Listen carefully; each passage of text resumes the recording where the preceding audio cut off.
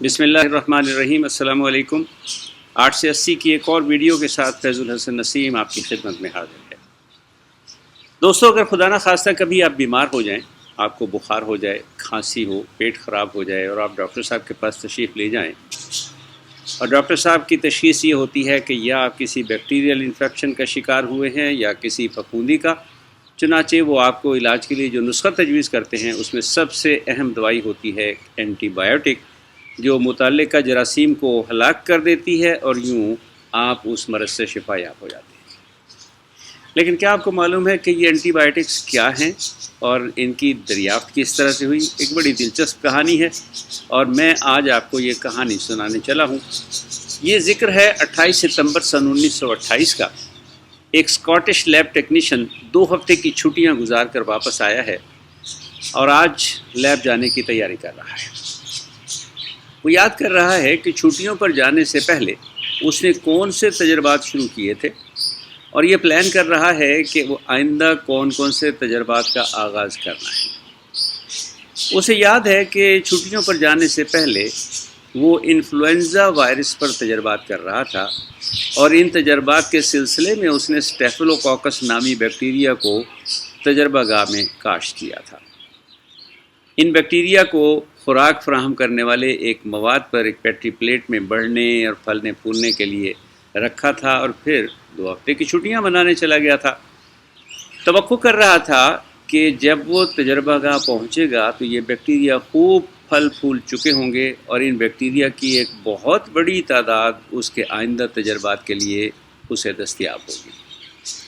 البتہ وہ ایک چیز بھول رہا تھا اور وہ یہ کہ کیا اس نے اس پلیٹ کو آلودگی سے بچانے والے ضروری انتظامات کیے تھے یا نہیں۔ اس لیب ٹیکنیشین کو اس کے ساتھی ایک لاپرواہ لیب ٹیکنیشین کے نام سے یاد کرتے تھے، لیکن اس لیب ٹیکنیشین اور اس کے ساتھ کام کرنے والے لوگ اس بات سے بے خبر تھے کہ اس کی لاپرواہی دنیا میں کتنے بڑے طبی انقلاب کا سبب بننے جا رہی ہے۔ دوستو، زندگی ہو یا سائنس، دونوں کی خوبصورتی وہ انہونیاں ہیں جو بغیر کسی منصوبہ بندی کے ہو جاتی ہیں اور انسانی زندگی میں ایسی خوشگوار تبدیلیاں لے کر آتی ہیں کہ محتاط رہ کر کام کرنے والے بھی یہ خواہش کر اٹھتے ہیں کہ کاش وہ بھی اس قدر محتاط ہو کر کام نہ کرتے، کاش وہ بھی لاپرواہ ہوتے اور کاش قسمت کی دیوی ان پر بھی اسی طرح سے مہربان ہوتی جیسے اس اسکاٹش لیب ٹیکنیشین پر تھی۔ اس اسکاٹش لیب ٹیکنیشین کا نام تھا الیگزینڈر فلیمنگ۔ فلیمنگ تجربہ گاہ پہنچا تو اس پر یہ ہولناک انکشاف ہوا کہ چھٹیوں پر جانے سے پہلے اس نے اسٹیفلوکوکس نامی بیکٹیریا کو جس پلیٹ میں کاشت کیا تھا، اس نے اس پلیٹ کو آلودگی سے بچانے کے لیے مناسب انتظامات نہیں کیے تھے۔ وہ اس پلیٹ پر ڈھکنا رکھنا بھول گیا تھا اور اب نتیجہ یہ نکلا تھا کہ اس پلیٹ میں بیکٹیریا کے ساتھ ساتھ ایک نامعلوم پھپھوندی نے بھی ڈیرا جما لیا تھا۔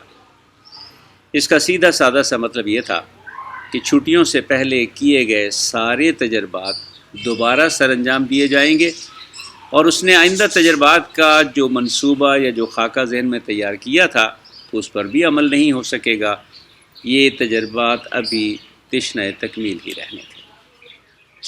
مایوسی کے عالم میں فلیمنگ نے اس پلیٹ کو ایک دفعہ پھر غور سے دیکھا اور ایک غیر متوقع صورتحال نے اس کی نگاہوں کو جکڑ لیا۔ جہاں جہاں پلیٹ میں پھپھوندی اگ رہی تھی وہاں وہاں بیکٹیریل کالونیاں گھلتی چلی جا رہی تھی۔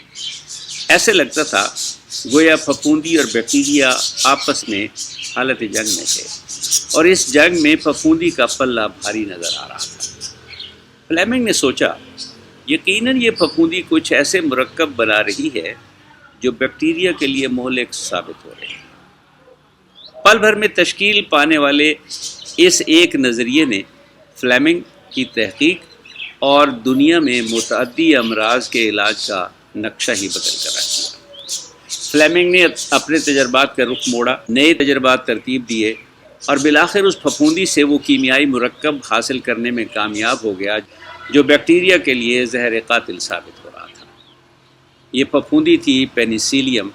چنانچہ فلیمنگ نے اس پھپھوندی سے حاصل ہونے والے مادے کا نام رکھا پینیسلین، اور یہ دنیا کی سب سے پہلی حیرت انگیز جراثیم کش دوائی تھی جسے دنیا نے اینٹی بائیوٹک کا نام دیا، اور جس نے بعد میں آنے والے وقتوں میں کروڑوں انسانوں کو متعدی امراض کے ہاتھوں موت کے منہ میں جانے سے بچانے کا کارنامہ سر انجام دیا۔ ابتدائی تجربات میں ہی فلیمنگ نے یہ بات نوٹ کی کہ پینیسلین گرام نیگیٹو قسم کے بیکٹیریا کے لیے تو بے ضرر تھی، لیکن گرام پازیٹیو بیکٹیریا کے لیے انتہائی مہلک تھی۔ سن 1929 میں فلیمنگ نے اپنی اس دریافت کو ایک سائنسی جریدے British journal of experimental pathology میں ایک مضمون کے ذریعے رپورٹ کیا۔ اس مضمون میں اس نے لکھا کہ ایک شخص بعض اوقات ایک ایسی چیز پا لیتا ہے جسے وہ تلاش نہیں کر رہا ہوتا۔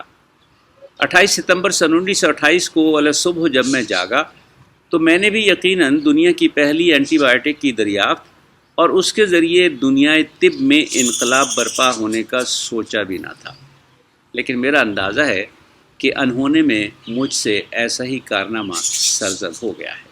فلیمنگ نے 1931 میں پینیسلین پر مزید تحقیقی کام چھوڑ دیا، لیکن دنیا پینیسلین کے حیرت انگیز فوائد سے آشنا ہو رہی تھی اور یوں اس کی مانگ میں مسلسل اضافہ ہوتا چلا جا رہا تھا۔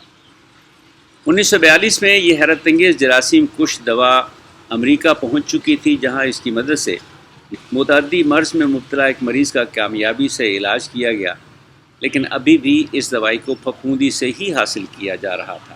چنانچہ 1943 کے ابتدائی 5 مہینوں میں دنیا کے پاس پینیسلین کے صرف 400 ملین یونٹس ہی دستیاب تھے۔ یہ جنگ عظیم دوم کا زمانہ تھا۔ جنگ کے باعث پھیلنے والی تباہی کے سبب لاکھوں فوجی اور عام شہری زخمی ہو رہے تھے، لیکن پینیسلین کے استعمال سے ان میں سے اکثر کی جان بچائی جا رہی تھی۔ رفتہ رفتہ لوگوں نے اس دوائی کو جادوئی گولی یا میجک بلٹ کا نام دینا شروع کر دیا۔ بڑھتی ہوئی طلب نے ادویہ ساز کمپنیوں کو اس کی طرف متوجہ کیا۔ سائنسدانوں نے اسے مصنوعی طور پر تیار کرنے کے بارے میں تحقیق کی، جس کے نتیجے میں جنگ عظیم دوم کے اختتام پر یہ کمپنیاں ہر مہینے پینیسلین کے 650 بلین یونٹس تیار کر رہی تھیں۔ یہ کامیابی آکسفورڈ یونیورسٹی کے 2 سائنسدانوں ہارورڈ فلوری اور ارنسٹ چین کی تحقیقی کام کے باعث ممکن ہوئی، جنہوں نے پینیسلین کو مصنوعی طور پر تیار کرنے کا طریقہ ایجاد کیا۔ انہی کارناموں کے سبب سن 1945 میں فلیمنگ، فلوری اور چین کو دنیا سائنس کا سب سے بڑا انعام نوبل انعام دیا گیا۔ اگرچہ پینیسلین کو دنیا کی سب سے زیادہ استعمال ہونے والی اینٹی بائیوٹک کا درجہ حاصل ہے، لیکن اس وقت دنیا طب سینکڑوں مختلف قسم کی اینٹی بائیوٹک سے استعمال کر رہی ہے۔ ڈاکٹروں کو معلوم ہے کون سے مرض میں کس جراثیم کے خلاف کون سی اینٹی بائیوٹک استعمال کرنی ہے، اس کی کتنی مقدار استعمال کی جائے گی، اسے کس طرح سے استعمال کیا جائے گا اور اسے کب تک استعمال کیا جائے گا۔ مہذب دنیا یا ترقی یافتہ ممالک میں یہ سارا علاج متعلقہ ماہر طب کی نگرانی میں ہی انجام دیا جاتا ہے۔ چنانچہ ان ممالک میں ڈاکٹر کے تجویز کردہ نسخے کے بغیر کوئی بھی میڈیکل سٹور یا فارمیسی آپ کو اینٹی بائیوٹکس فروخت نہیں کرے گی۔ بدقسمتی سے ترقی پذیر ممالک اپنے اپنے شعبہ طب میں وہ پابندیاں اور وہ قوانین نافذ نہیں کر سکے۔ یہاں اول تو مریض خود ڈاکٹر ہے، وہ ایسا نہ کرے تو اس کے عزیز و اقارب اس کے ڈاکٹر بن جاتے ہیں، اور اگر مریض ایسے عزیز و اقارب سے بچ بھی نکلے تو کئی ڈاکٹرز غیر ضروری طور پر جدید سے جدید اینٹی بائیوٹکس کے استعمال کو فروغ دینے کا باعث بن جاتے ہیں۔ مقصد صرف یہ ہوتا ہے کہ جادوئی گولی کے استعمال سے مریض کو جلد از جلد صحت یاب کر دیا جائے، ناموری کمائی جائے اور پھر اس کے بعد ڈھیر سارا پیسہ کمایا جائے۔ یہ اور بات کہ ان افعال کے سبب ہم نے دنیا کو ایک ایسے ڈینجر زون یا خطرناک خطے کی جانب دھکیلنا شروع کر دیا ہے جس نے ہمارے لیے خطرے کی گھنٹیاں بجانا شروع کر دی ہیں، اور یہ ڈینجر زون یا خطرناک خطہ ہے بیکٹیریا اور پھپھوندی میں اینٹی بائیوٹکس کے خلاف بڑھتی ہوئی مدافعت کا، جسے اینٹی بائیوٹک ریزسٹنس کہا جاتا ہے، اور یہ فی الوقت دنیا طب میں پیش ہونے والے بڑے بڑے مسئلوں میں سے ایک مسئلہ ہے۔ اینٹی بائیوٹک ریزسٹنس کیا ہے، اس کی کیا کہانی ہے؟ دوستو، اس کے لیے آپ کو انتظار کرنا پڑے گا ہماری اگلی ویڈیو کا۔ فیضل حسن نسیم کو آئندہ ویڈیو تک اجازت دیجیے اور انتظار کیجیے ہماری آئندہ کہانی کا۔ اور جناب اگر آپ نے ابھی تک ہمارا چینل سبسکرائب نہیں کیا تو یہ بہترین موقع ہے، اسے سبسکرائب کریں۔ والسلام علیکم ورحمۃ اللہ وبرکاتہ۔